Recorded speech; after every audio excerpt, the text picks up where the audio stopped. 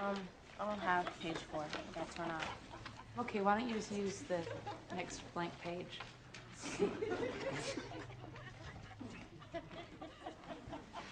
What's going on? What is that? Give it to me.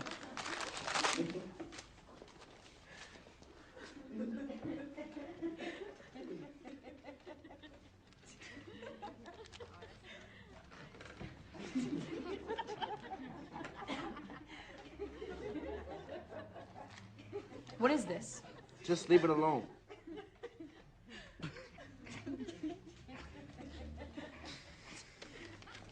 You think this is funny? Tito, would this be funny if it were a picture of you? It ain't.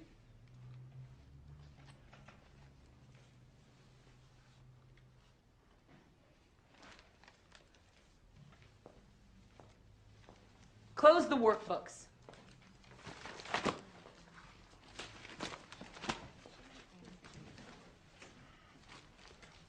Maybe we should talk about art. Tito's got real talent, don't you think?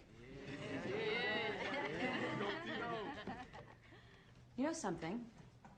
I saw a picture just like this once in a museum. Only it wasn't a black man. It was a Jewish man. And instead of the big lips, he had a really big nose, like a rat's nose. But he wasn't just one particular Jewish man. This was a drawing of all Jews.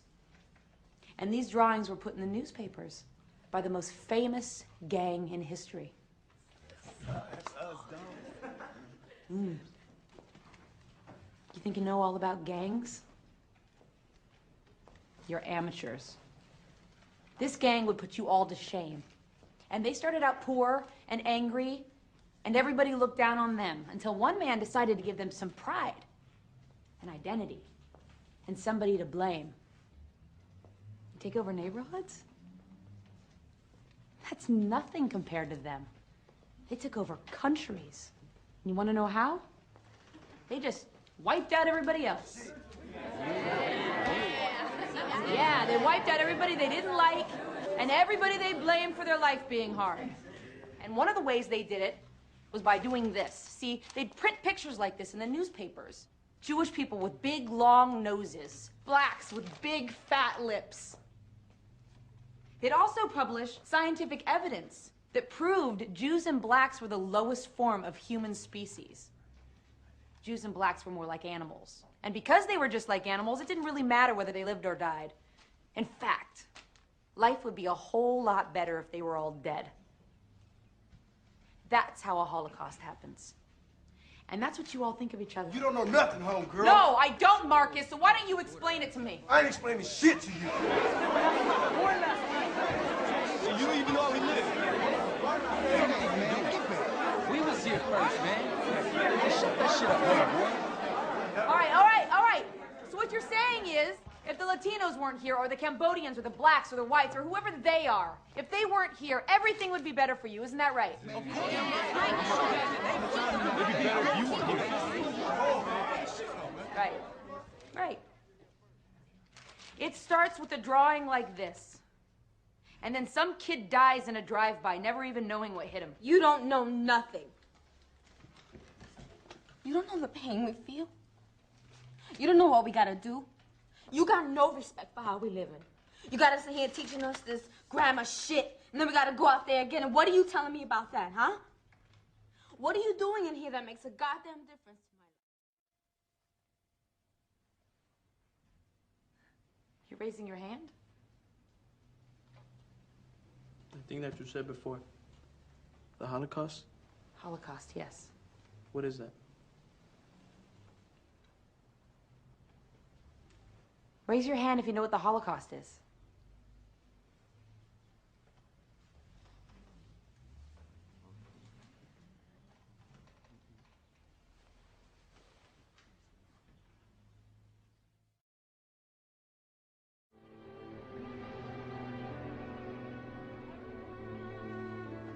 At the beginning of the tour, they give you a card with the child's picture on it.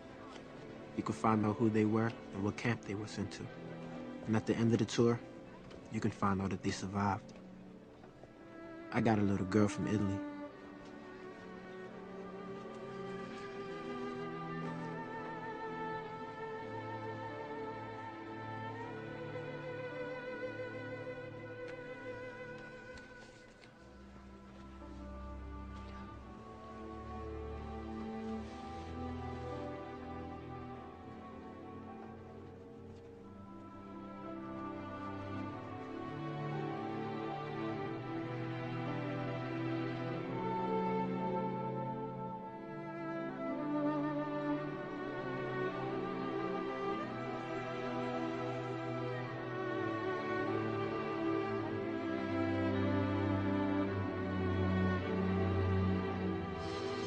Kristallnacht, they called it, the night of broken glass.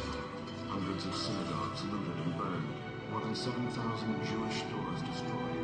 Over 100 Jews killed. Thousands more.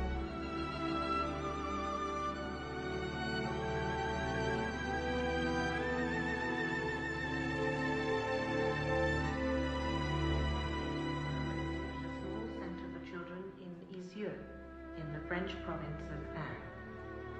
Among the children deported that day to Birkenau was 11-year-old Liliane Berenstein, who before leaving left behind a letter to God.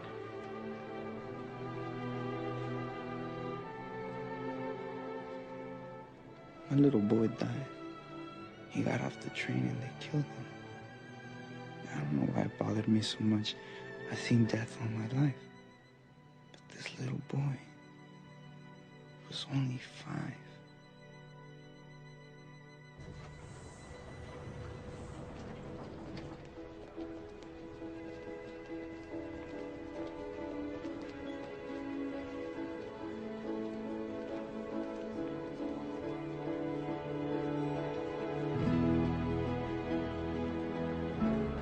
Miss G had a beautiful dinner for us at the hotel where she works. She invited real Holocaust survivors from the museum to meet us. There was Elizabeth Mann. I had my parents, my sister, my 2 brothers. Gloria Angar. If any of you have seen someone with a number on their arm, these were the lucky people, the people who, when we came to Auschwitz, when they tattooed the people, they took us to do the slave work, not the others, and that included many of my family. Some of the young kids, I was at that time 11 and a half years old. Addie Eli. And where to go, I didn't know, but I remember one place where I used to live. So when I ran there was not one Jew left. I was in the worst camp. I was in Auschwitz. And Renee Firestone. And when I arrived, my parents were immediately taken away from me. My little sister, who was then 14 years old, stayed with me for a little while. And then later on, I was separated from her also. She lost her whole family at the camps. If you saw the film. She came to this country with $4 in her pocket and a newborn baby. I'll never forget these people. And then she was killed because they didn't want to send her. I can't believe Miss G did all of this for us.